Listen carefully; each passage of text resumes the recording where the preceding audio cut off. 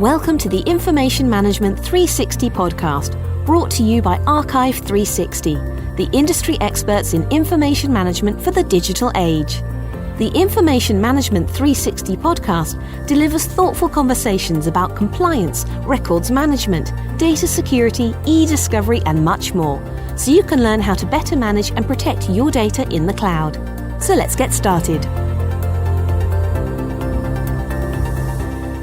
Welcome to the Information Management 360 podcast from Archive 360. This week's episode is titled A Discussion on Privacy Legislation with David Stauss. Now, my name is Bill Tolson, and I'm the Vice President of Compliance and E-Discovery at Archive 360. David, who is my guest today, is a partner at the Husch Blackwell law firm and is the co-chair of the firm's data privacy and cybersecurity practice. David helps clients understand and comply with existing and emerging state, federal, and international privacy and information security laws. David, welcome, and thanks again for taking the time to join with me today. Yeah, thanks for having me, Bill.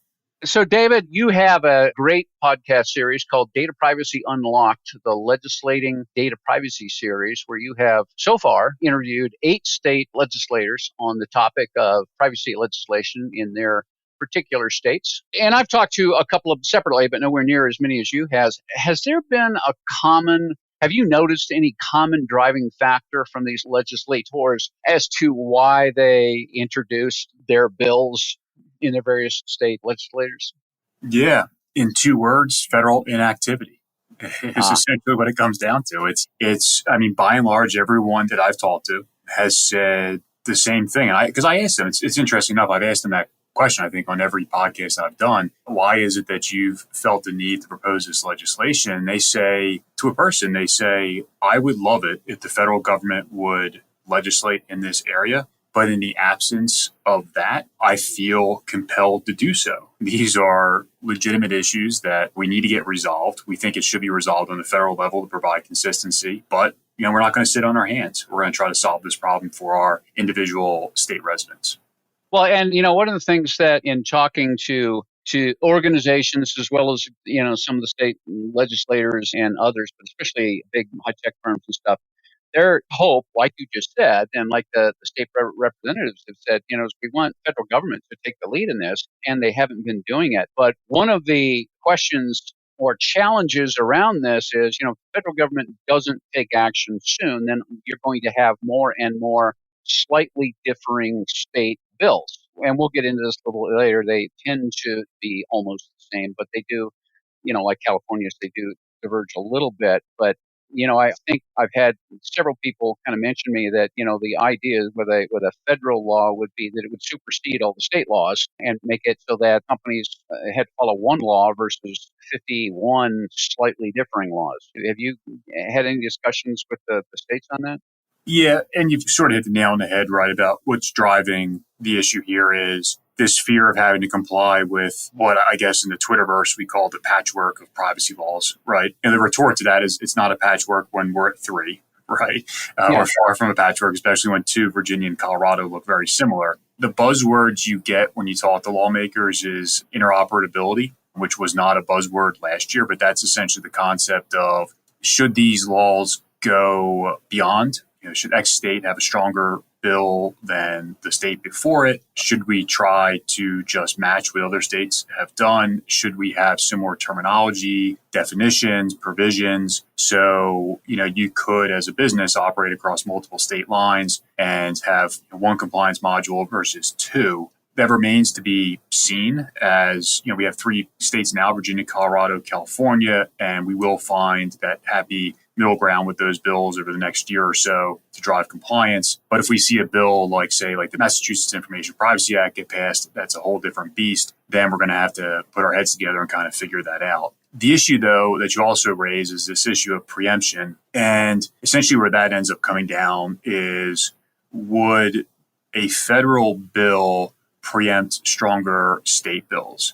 Or would states still be allowed to go beyond and issue stronger regulations or laws, I should say, with respect to certain issues? A reference point there would be the Gramm-Leach-Bliley Act, which regulates financial institutions, and it's, privacy security measures within financial institutions, just to name a couple provisions there. but that does not preempt stronger state laws. So, for example, California has gone beyond with the California Financial Information Privacy Act and has a stronger law. But I think having said all that, I think there is a recognition, though, that if there was a federal law, the likelihood of states feeling the need to do something more would certainly be dramatically reduced, such that, this patchwork issue that I mentioned before would hopefully be resolved.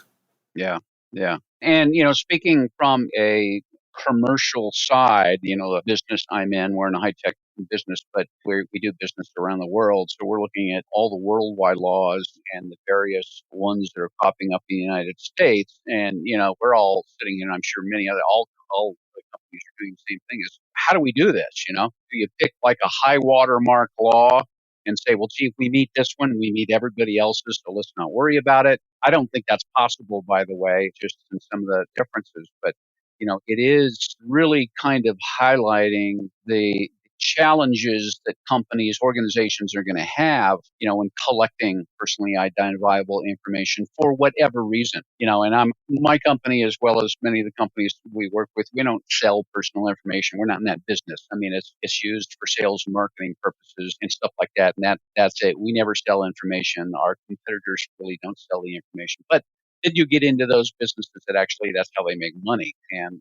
wow, they're going to have some big ongoing legal bills with just trying to make sure they're complying. But, with these bills, and you said, you mentioned that they borrow from each other. And I've been told that. I mean, the Minnesota representative as well as the Virginia representative said, yeah, we do that for a couple of reasons. We do it because it's easy, number one, and because, if one law passed somewhere, and based on the editorials and stuff, why not go that way? And they all tend to have at least the same basic set of rights: the right to access personal data, the right to correct it, the right to delete it, obtain personal copies, those kinds of things. One thing that I thought has been interesting, I'd like to get your opinion on this, is many of them, most of them, all of them, as far as I know, call out the right to opt out of processing of personal data for the purposes of targeted advertising, meaning, we don't want you to use AI or machine learning with our PII. And I think that really came from the GDPR, if I may be mistaken, but I think that's the first time I actually saw it, and I think others are adopting it. Do you understand what the worry is from individuals about utilizing machine learning and AI? Yeah, it's anecdotal, but my sense of it all, right, is it's perhaps the most in-your-face aspect of the issue. And what I mean by that is it's sort of you're using the computer, the family computer, you're searching for, shoes or something like that. And all of a sudden the advertisement for those shoes appears on other websites that you navigate on that computer, but then it also appears on, your cell phone, right? And then maybe, your significant other, it appears on their cell phone too, right? Or, we hear from clients all the time, right? Hey, I've got Alexa. And, I was just talking and, to my significant other, and a day later advertisements pop on my cell phone for whatever I was talking about. Right. And I mean, when you look at the bill sponsors, when you listen to testimony of the bill sponsors and of, consumer advocates and those types of things, it's that sort of, well, hey, wait a second.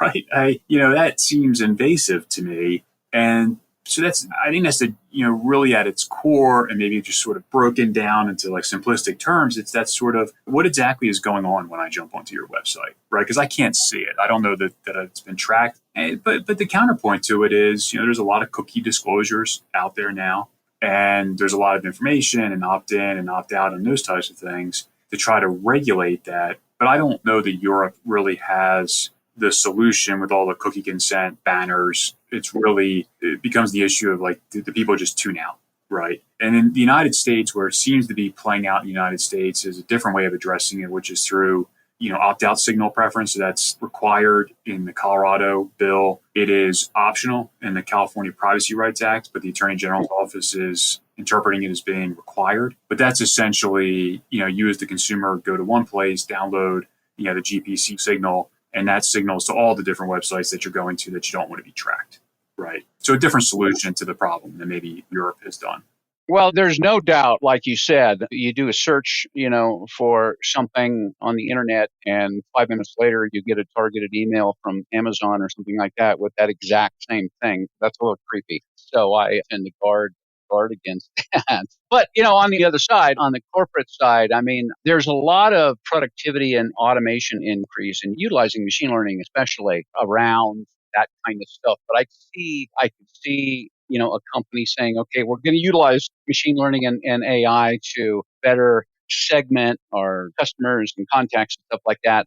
But we're not going to do real time advertising. I think there's still a lot of work that needs to be done in that specific area. But I noticed all of a sudden, they all include that. And that's really not a surprise because, the various state legislators that I've talked to have all said, oh, yeah, we all look at the other guy's stuff. And, for ease of use, we'll take portions of it or pieces of it. And the other thing that I've been told by some of the legislators is, we sort of do this on purpose because we understand the challenges around having 50 plus wildly differing bills. And, to make these privacy bills and laws easier to comply with, they all should be somewhat the same. So, I had one of them tell me about the Uniform Law Commission that, they work with to, kind of stabilize laws across the various states so they're not wildly different. Have you run across the Uniform Law Commission? Yeah, so the Uniform Law Commission released its draft data privacy bill. I want to say it was in the spring. I could be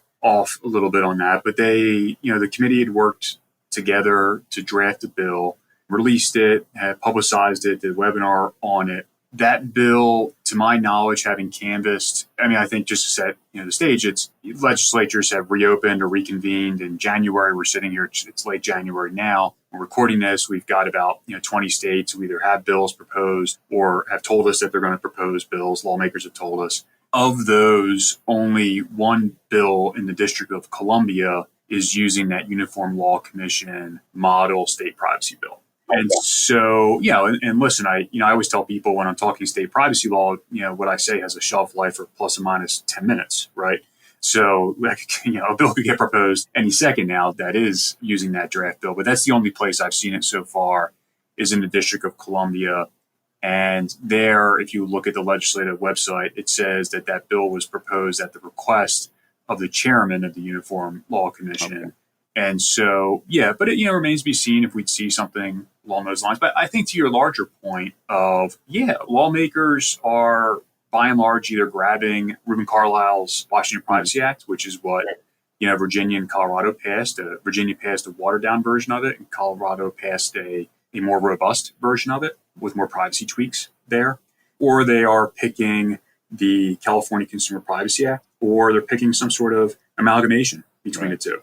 I think when we get those blended bills, they become particularly difficult because the definitions don't quite work, right? But lawmakers are saying like, hey, I like how the CCPA or the CPRA handles X issue better than I like that in the Colorado bill. I'll throw that in there. But, for guys like me, that creates consistency issues. And, to the point you made before about, being able to talk to clients and explain bills and explain concepts, it makes it very difficult. We have not, I would say we haven't had a bill pass yet where we're thinking, at least between Colorado and Virginia, or we're thinking like, oh my, right? Like this is, we saw it with CCPA. I mean, the CCPA, the original draft was a mess.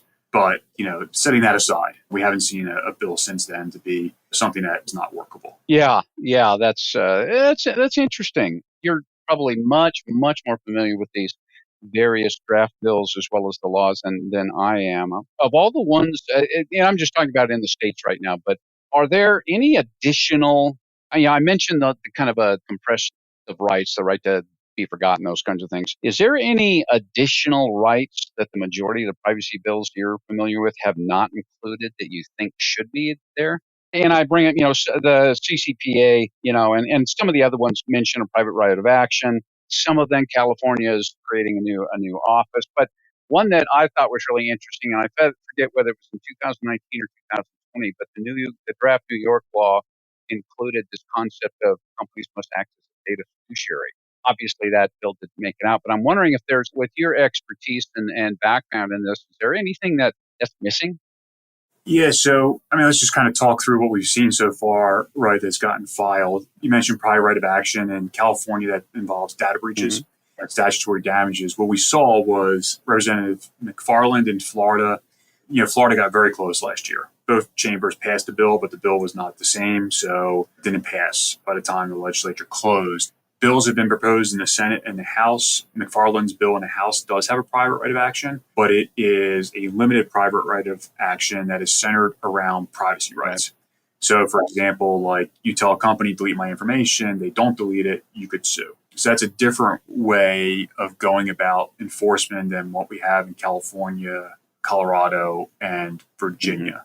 Washington has a slew of bills now. One of those bills would also create a data protection authority, as well as was created in California, and would also create a private right of action that was proposed in the House. It's now the third, in addition to Carlisle and Representative Klobuchar's bills, it is now the third type of, broad consumer privacy legislation introduced in Washington. Washington's on a short legislative schedule. They'd only have 60 days this year.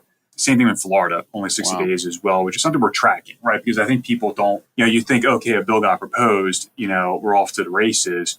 60 days is a really short time to be able to try to get something across the finish line. And what you're looking for at that point in time is whether there's been a robust stakeholder process that's taken place before the bill was introduced. So a lot of those disagreements, have been resolved by the time the bill was introduced. Okay. The other bill I'd sort of throw out there as sort of a game changer is, you mentioned New York, so I won't mention that one on the fiduciary responsibilities, but the Massachusetts Information Privacy Act, as well as Representative Klobuchar's bill in Washington, the People's Privacy Act, is based on the ACLU version of a privacy law, and that would be much closer to a GDPR type concept with private rights of action and also biometric information privacy provisions in line with the Illinois Biometric Information Privacy Act. So that's essentially, you need to get consent for the collection of biometric information. And if you don't get consent properly, you can face a class action.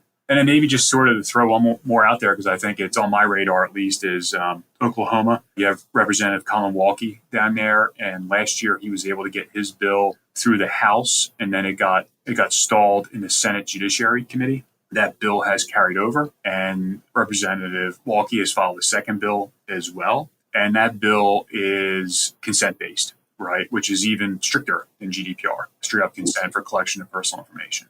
So there are, to your original point, Bill, there are some bills floating out there that could be game changers, I guess. You hate to just throw that term around, but there are some bills that would really, if they pass, they would really create some issues for guys like me to try to drive compliance for companies. Yeah, one thing, and I'm not 100% on this, and you probably know it, but I think at one point, didn't California's CCPA include the idea of presumed damages? So, and this might be what you're referring to. It's maybe two things come to mind. One is the private right of action involving data breaches is in the law now. And that is, if you have a data breach and it involves the type of not all personal information covered by the law. We're not talking like IP addresses and those types of things. But if it's that core PI that's covered under state breach notification statutes, and you have a data breach and involves that type of personal information, then there are statutory damages of between $100 and $750 per consumer per incident. Now, when Alistair McTaggart had run the ballot measure initially, and this is, pre-legislative process, there was a private right of action attached to that. He relented on that as a concession to business to essentially get it across the finish line. And, that private right of action did not creep up in the California Privacy Rights Act, Proposition 24. McTaggart has said that he felt, like he had made a deal with business. And because of that deal, he didn't feel like he could go back on it. But I think, reading tea leaves, I think he'd like to see a private right of action, and many privacy advocates would like to see a private right of action. There's no doubt about that. Yeah, it was, and I agree, and I appreciate you explaining that. It was explained to me by a GC that what I termed as presumed damages, if a breach occurred and the PI could have been viewed, then especially with private right of action, you don't have to show actual damages. You can go after the company based on the fact that there could be damages. Does that make sense? There is case law, and maybe this is what the GC was referring to. There is case law that got litigated out on the basis of Article 3 standing, which is essentially companies that had been breached were pushing back on lawsuits saying, well, hey, I mean, there's no real damage here, right? I mean, we were breached, but we gave the credit monitoring, a year of free credit monitoring. Nobody's been able to demonstrate actual harm, right? That took years to kind of play out in the court system. And, I think the prevailing wisdom has become more consumer friendly in that regard, which sounds like might be what the general counsel was referring to. Okay. On another topic having to do with these state privacy bills, and because they tend to a certain extent, follow and copy each other and so forth. One of the things that I've asked both attorneys as well as the various legislators, is eventually, are you going to look at maybe making the bills more prescriptive versus, for example, most of the bills I've read, they all use almost exactly the same language around, the duty to secure PI. And they say things like must maintain reasonable administrative, technical, and physical data security practices.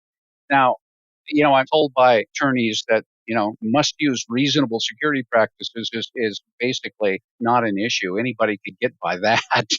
Now, I'm not an attorney, so I don't know that for a fact. But, my question to various of the state legislators is, don't you think we're reaching the point where, in these state laws, instead of saying reasonable security practice, you could say, all PII must be encrypted while in transit or while at rest. I mean, that's not a new technology. That's been around for 50 years or more. Probably know that better than me. You're a cybersecurity expert. But some of these simple things like data must be encrypted, encryption keys must be kept separately from the database of the PII. Even things, I remember years and years ago, constantly getting emails from various companies that I was doing business with saying, here's your free year of credit monitoring. And I'd do some research, and it turns out that some junior admin had downloaded the database with all the PII in it on their laptop to work on it over the weekend, threw it in their trunk, and their car was stolen.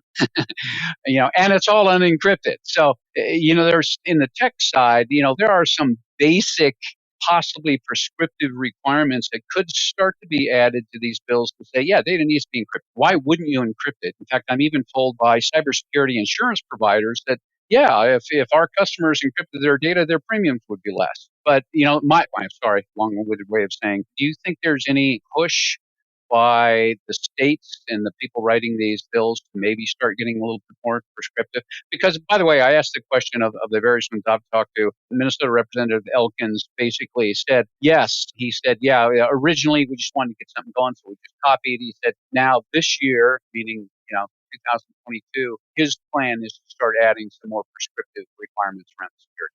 Yeah, it's a great question. It's been, as you know full well, it's been a question that's been debated for years. I know back in 2018 when Colorado implemented its information security statute. This is different than the Colorado Privacy Act. This is just, you need to have reasonable security measures in place statute. That exact issue was debated with the Attorney General's office. And their point of view was, hey, we're concerned that technology is going to change so rapidly that anything we put on paper will become outdated. Now, the counterpoint that you make is, well, encryption's been around for a long time, right? You do see some, regulations in place that have that type of prescriptive requirements. The New York cybersecurity regulations that govern, financial institutions have that requirement for end-to-end encryption at rest, alternative compensating measures, those types of things. What I suspect is what we could see happen. It is tough for lawmakers, I think, in the sense that state lawmakers in particular are trying to get this issue right. But they're,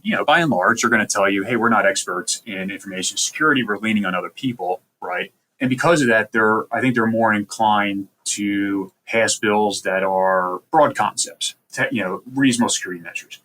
What I think, though, to predict in the future, what I think you're going to see is rulemaking in that regard. So, for example, in Colorado, the Colorado Privacy Act, the Attorney General's office has permissive rulemaking to implement the statute, right?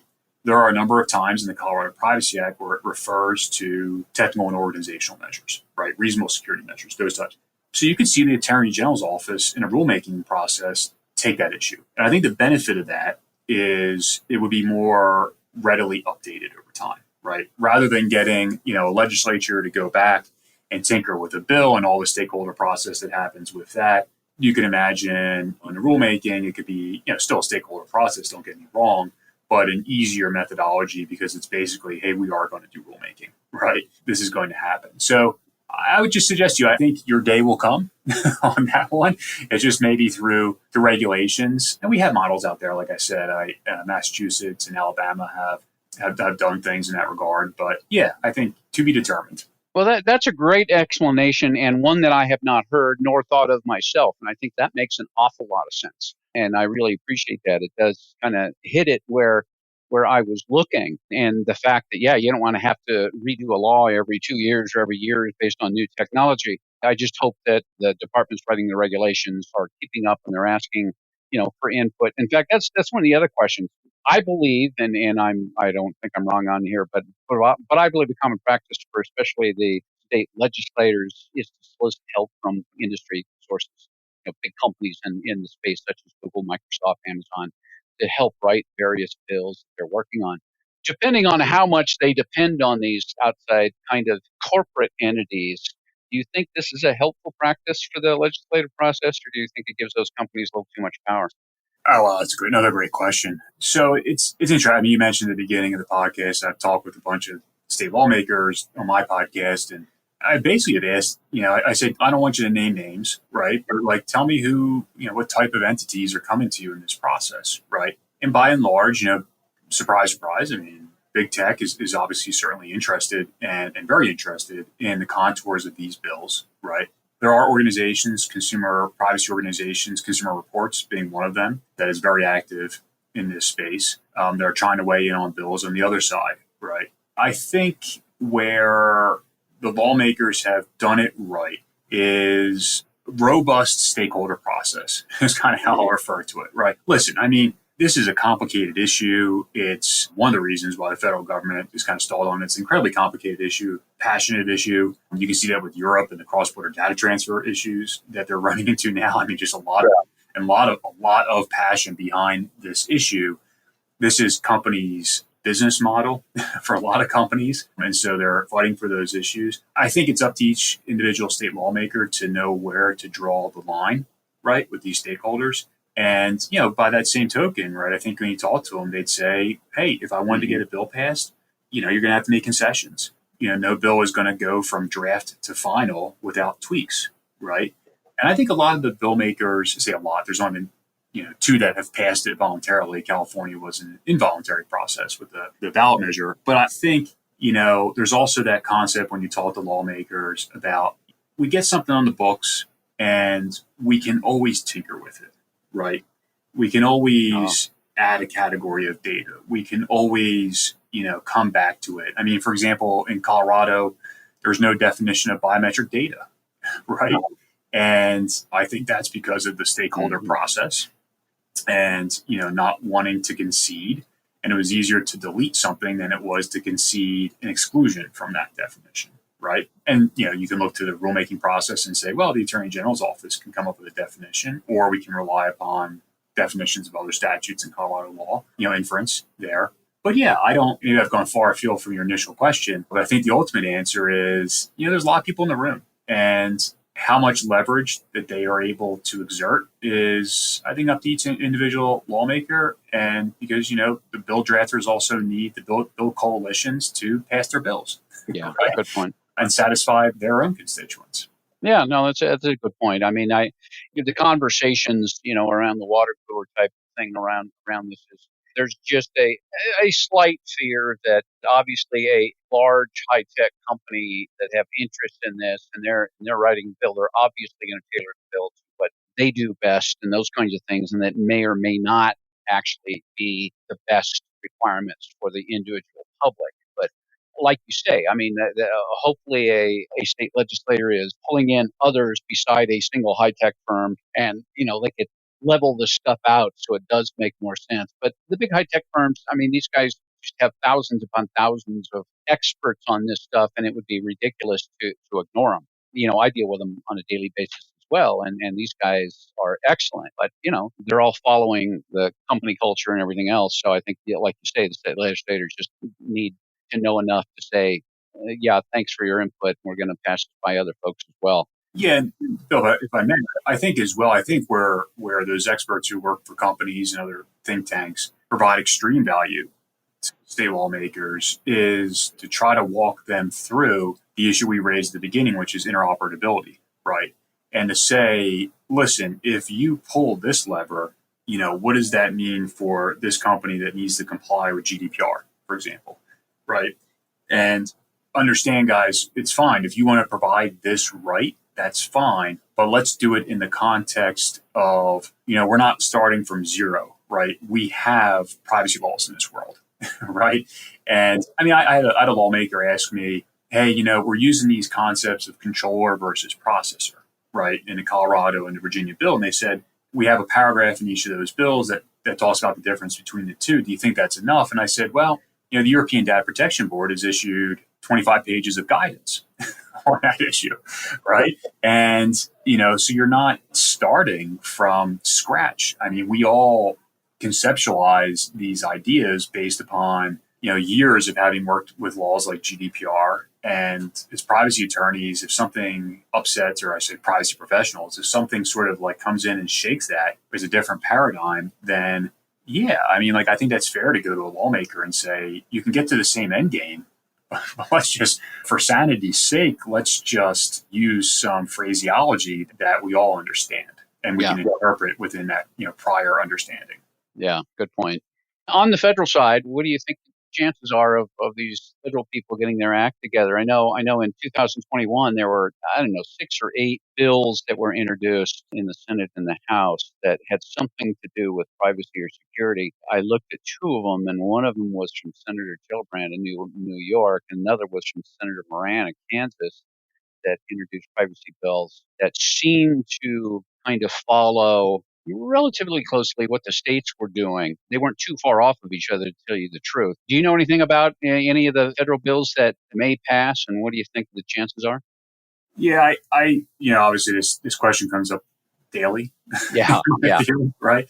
And so it's a concept I've obviously given a lot of thought to. And I think I'd start my answer by saying I'd love a federal bill, right? And I think a lot of us would love a federal bill. This, the state lawmaking process is fascinating to me. Obviously, I track it obnoxiously, track all these bills and everything like that. But I think for long term, for business sake, for consumer sake, for all those things, I think a federal privacy bill makes all the sense in the world. Do I think we are close to getting one passed? I don't.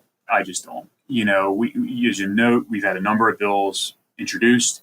To my knowledge, and I think I would know, we haven't had a hearing on the bill. We've had some hearings on concepts, right? But I think it's important to distinguish, concepts versus bills, right? Child privacy is a concept. A bill that actually we're debating about the provisions of the bill is a different thing, right?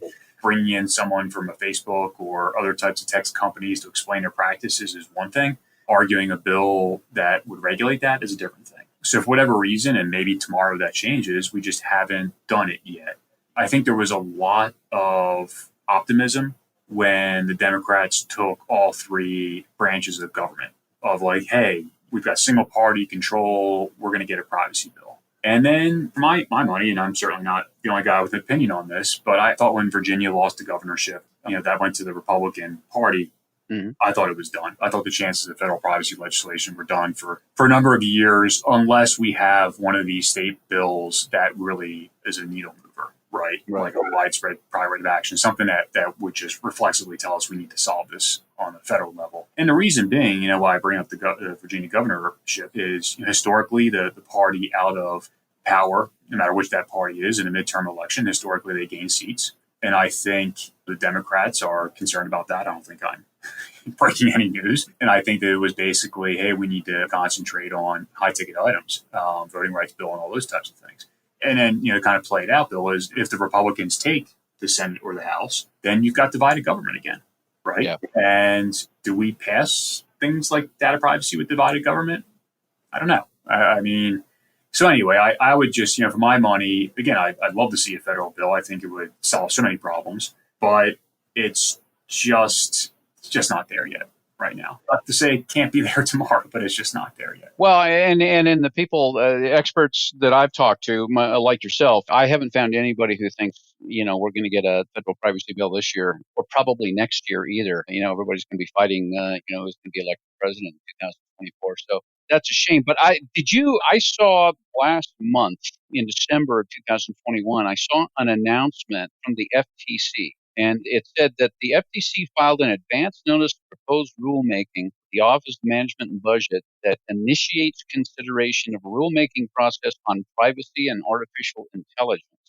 And they go further in with the announcement. They say the FTC filing lays out that the FTC's intent as seeking to curb lax security practice, limit privacy abuse, and ensure that algorithmic decision making does not result in unlawful discrimination. But it sounds like a part of the federal government and the agency is saying, well, we don't expect the Congress to do much either in the foreseeable future. We're going to do it. Yeah, and certainly in the privacy world, that announcement from the FTC was highly watched, right? And the FTC chair, every time that she goes on to a program, I think she went on to CNBC a couple of days ago. It's sort of like the privacy professionals hold their breath to see what they're going to say.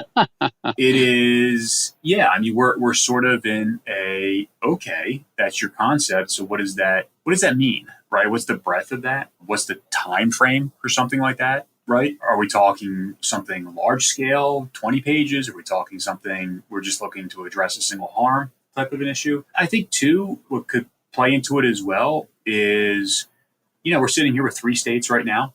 We have many states that are considering bills.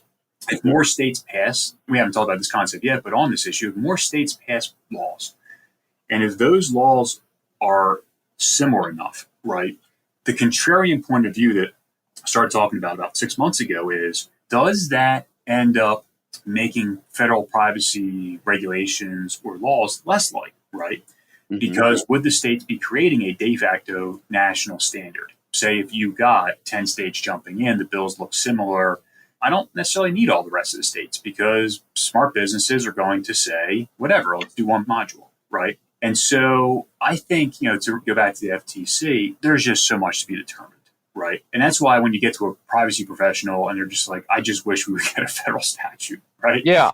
And we're not even debating the merits of a federal statute yet, which is very interesting. We're just debating the concept of like, let's have something progress. Because as you note, there are many, many bills. And it seems like there's, new bills and rehashed bills reintroduced and this amendment and this senator or that senator. It seems like once a month we get some sort of noise out of them. And it just seems like everyone, the FTC, state lawmakers, regulators, they're all saying in the absence of the federal government, the Congress doing something, we just feel like we cannot wait. We are so far behind in this country in data privacy. It is remarkable. Yeah, it really is. Yeah, it's scary, and it's scary to imagine how much time it's going to take to actually get to the point where we think our data is actually safe anymore, even to the point where, with GDPR, for example, and maybe this would relate to a federal law, but, they limit, the ability to move data out of specific geographic locations, that follow the privacy shield and things like that have caused lots of problems.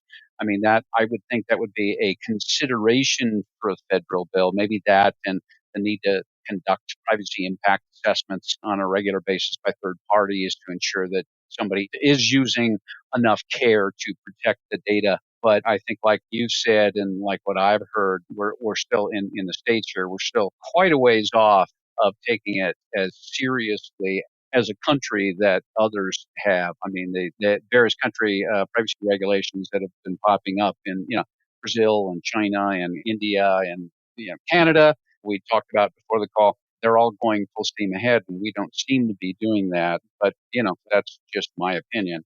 Well, no, I mean, to your point, Bill, not to cut you off, but I mean, come on, reasonable people. And I don't think there's any dispute between the Democrats and Republicans that these basic rights around your data, right to access, portability, deletion, correct, these are not offensive concepts, right? These are like, everybody gets it. It's not, it's like, nobody's anti-education, right? Nobody runs against education on a platform, right? I don't want to hate our kids, right? Nobody runs on that. This is concepts that are really, I think we should have this, right?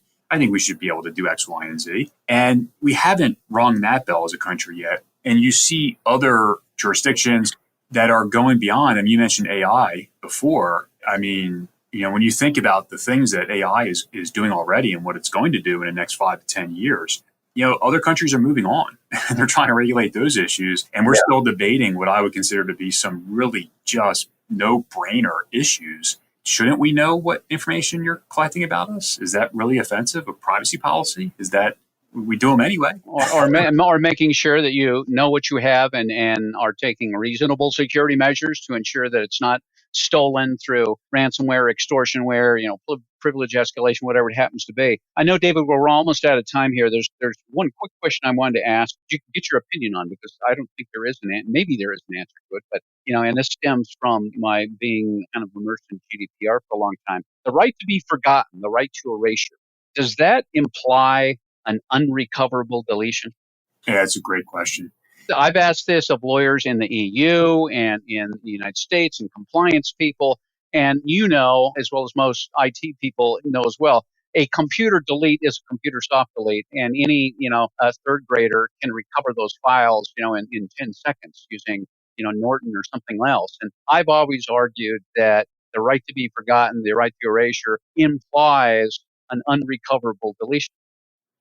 Yeah, and I think, to your point, right, I think it ends up depending upon which jurisdiction you're in and their view of it, right? So California, for example, the regulations that got issued on this really softened that, right? And provided some contours about, well, what if it's a backup tape, right?